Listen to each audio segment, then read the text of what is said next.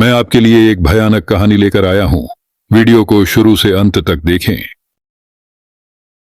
कभी कभी वो रात और वो मंजर याद आता है तो मेरा दिल दहल उठता है। आखिर वो क्या था? वो महज मेरा कोई ख्वाब था या हकीकत जिसे मैं आज तक भूल नहीं सका। जब कभी वो वाकया मेरा सामने आता है तो खौफ के मारे आज भी मेरे रोंगटे खड़े हो जाते हैं। उस रात की सारी घटना मेरी आंखों के सामने एक फिल्म की भांति चलने लगती है। भयानक और अंधेरी रात, ऊपर से सुनसान इलाका, बड़ा सा उजाड़ कमरा, फिर कंडक्टर की लाश का यूं मिलना। न जाने उस रात क्या होने वाला था, लेकिन हम उस रात सच में बच गए। अगर वो ना होता तो शायद हम सब भी उस कंडक्टर के साथ अपनी जान से हाथ धो बैठते। लगभग 20 साल पहले की बात है। मैंने अपने परिवार के साथ जयपुर घूमने का कार्यक्रम बनाया।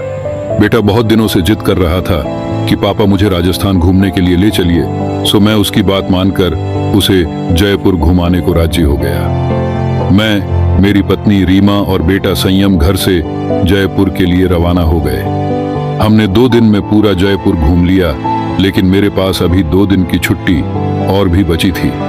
तो मैंने सोचा क्यों ना अजमेर शरीफ भी हो आते हैं। चूंकि हमारी ये प्लानिंग अचानक हुई थी तो हमें जल्दबाजी में बस का सहारा लेना पड़ा। उस बस में और भी यात्री थे, खासकर बुजुर्गों की संख्या ज्यादा थी। हमारी जैसी केवल एक ही फैमिली थी। बस में यात्री भी कम ही थे, क्योंकि बस भी थोड़ी खजाड़ा थी, इसलिए शायद उसमें ज्यादा यात्री नहीं बैठे होंगे।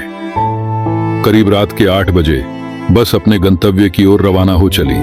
हम तीनों अपनी अपनी सीटों पर टेक लगाकर बैठ गए। संयम तो सो गया, लेकिन मुझे और रीमा को बीच बीच में हल्की हल्की झपकी सी आ जाती। एक तो वीरान और अनजानी जगह, ऊपर से खजाड़ा बस में मुझे अनकंफर्टेबल लग रहा था। ड्राइवर को भी शायद बहुत जल्दी थी गंतव्य तक पहुंचने की, इसलिए वो भी बस को तेज रफ्तार में भगाए चला जा रहा था। अंदर से डर भी लग रहा था कि कहीं वो बस को ठोक न दे, क्योंकि अंधेरा घना था। साथ में सुनसान सड़क के किनारे, जिन पर ना कोई घर दिख रहा था, और सड़क पर भी इक्का दुक्का वाहन ही दिखाई दे रहे थे। कुछ बुजुर्गों ने ड्राइवर को टोका भी कि बस की रफ्तार जरा धीमी करो। कुछ समय तक तो उसने बस को धीमी रफ्तार में चलाया, लेकिन फिर कुछ देर के बाद उसने फिर से बस की रफ्तार बढ़ा दी। एक बुजुर्ग ने फिर से उस ड्राइवर को टोका कि बस की रफ्तार कम करो, लेकिन मना करने के बावजूद फिर से ड्राइवर ने रफ्तार बढ़ा दी। तब ड्राइवर ने जवाब दिया कि अंकल जी, जो मैं कर रहा हूं वो बिल्कुल ठीक कर रहा हूं। मैंने सुना है कि ये इलाका अच्छा नहीं है, बहुत ज्यादा खतरा है इस जगह, और हम इस इलाके को जितनी जल्दी पार करके आगे बढ़ जाएं उतना अच्छा। ड्राइवर की बात सुनकर सबने कहा कि चलो ठीक है। यदि आप अपने इस वीडियो का पार्ट 2 देखना चाहते हैं तो कृपया मेरे चैनल को सब्सक्राइब करें, गाने के बगल में घंटी आइकन चालू करें और मेरे पास रहे। आइए फिर से मिलते हैं।